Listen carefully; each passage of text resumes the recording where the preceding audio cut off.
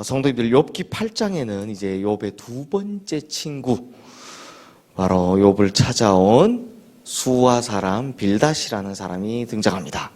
근데 이 빌닷, 이제 앞으로 또 3번 이제 보게 될 텐데, 빌닷이 하는 말을, 빌닷의 특징은 자기 경험에 많은 것을 의지해서 말하는 사람입니다. 그러니까 자기가 경험을 통해 배운 것들을 이야기하는 사람이라는 거죠.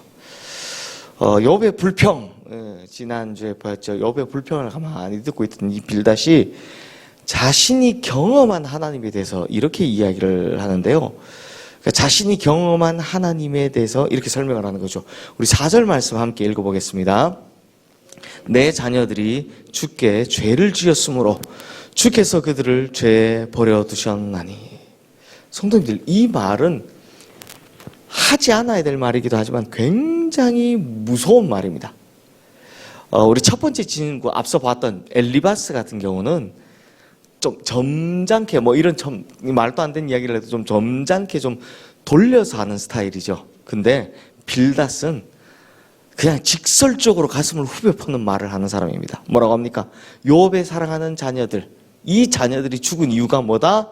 하나님께 죄를 지어서 죽은 것이다.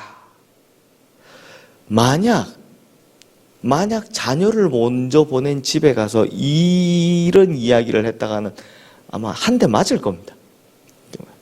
근데 성도님들, 이게 전형적인 이중보상의 논리입니다. 이중보상의 논리가 뭐냐? 인과율과 비슷합니다.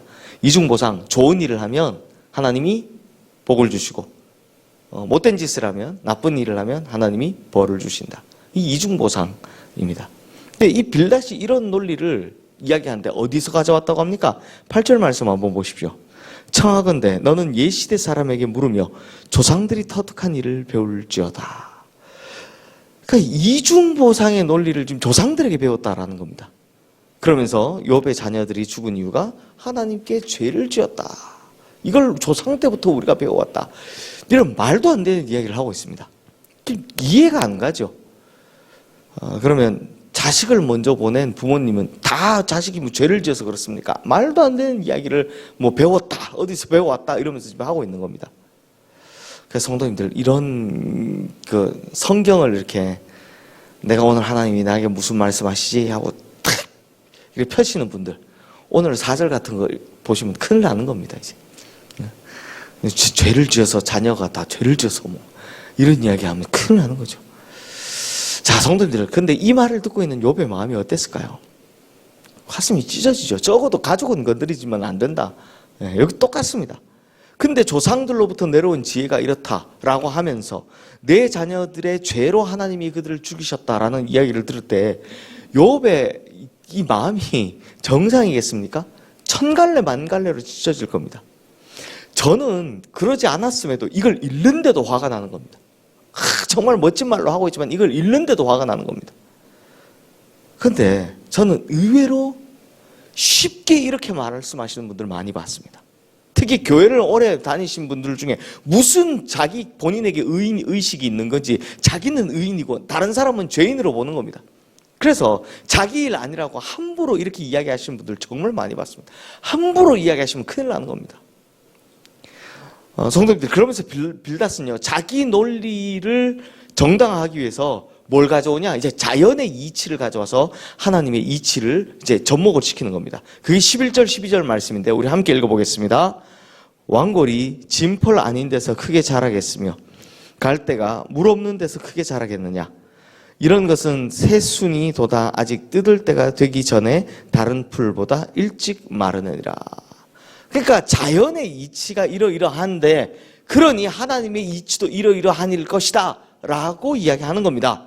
즉 이중보상의 논리를 어디에 갖다 대고 있는 겁니까? 자연의 이치에 갖다 대고 있는 겁니다. 근데 성도님들, 제가 한번 여쭤보겠습니다. 자연의 이치와 하나님의 이치가 같습니까?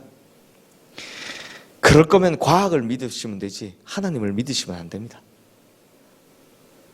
이렇게 자연의 이치를 가져와서 이중보상의 논리를 접목시키면 기적이라는 것은 절대로 일어날 수 없습니다. 일어나면 안 됩니다. 자연의 법칙을 거스리는 거니까. 보십시오. 빌닷의 논리대로 한다면 이스라엘 백성들이 출애굽할 때 홍해 바다가 갈라지는 일은 일어나선 안 됩니다. 여호수아가 아말렉과의 전투에서 해와 달을 멈추는 것은 일어나선 안 됩니다. 자연의 법칙을 거스리는 거니까. 또 빌닷의 논리대로라면 광야에 길을 내시고 사막에 강을 내시는 하나님은 절대 만날 수 없습니다. 왜요? 광야에는 자연의 법칙대로 하면 아무것도 없어야 되고 사막에는 자연의 법칙대로 하면 물이 없어야 하니까요. 그러니 성도님들, 이런 어설픈 신앙을 가지고 싶으십니까? 그걸 맞다고 그렇게 멋스럽게 이야기하는 그런 어설픔을 가지고 싶습니까? 우리가 믿는 것은 조상들의 일도 아니고요, 자연의 이치도 아닙니다. 우리가 믿는 것은 전능하신 하나님이고 기적의 하나님이시고 능력의 하나님이십니다. 그러므로 우리 성도님들, 제발 자기 본 것에만 의지하는, 자기 들을 거 아는 것에만 의지하는, 자기 경험에만 의지하는 그런 어설픈 신앙이 아니라 정말 바른 신앙, 하나님 말씀에 의지하는 바른 신앙 가지게 되시기를 주님의 이름으로 축원합니다. 특히 그 어설픈 신앙에서 나오는 말들이 다른 사람 가슴을 찢어놓는 칼이 된다는 거 꼭 명심하셔서 하나님 앞에서 제발 바른 신앙 가지시게 되기를 주님의 이름으로 축원합니다. 마지막으로 하나만 더 이야기하자면, 오늘 보면 7절 유명한 말씀 나오죠. 내 시작은 미약하였으나 내 나중은 심히 장대하리라. 이 말씀 멋지죠? 어디서 자주 봅니까? 식당 같은 데 가면 이런 거 걸려있죠. 이렇게 말씀 자체로 보면 어떻게 보면 참 좋은 뜻을 가진 말씀인데, 이 말을 한 사람이 누구라고요? 빌닷이다.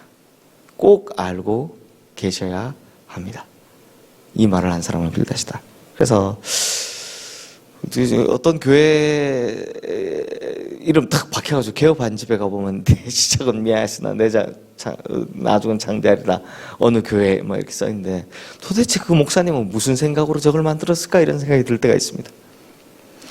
물론 뭐 필요할 때는 사용하셔도 무방하지만, 이 이야기의 근본 이야기는 그냥 요 말만 따서는 사용하실 수도 있지만, 근본적인 건 자녀 죽은 집에 가서 그 자녀 죄 때문이니까 회개하라고 한 이야기예요.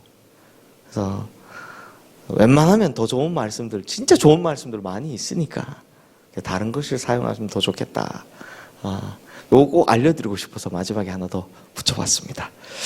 이 시간 오늘 주신 말씀 기억하며 우리 함께 기도하겠습니다.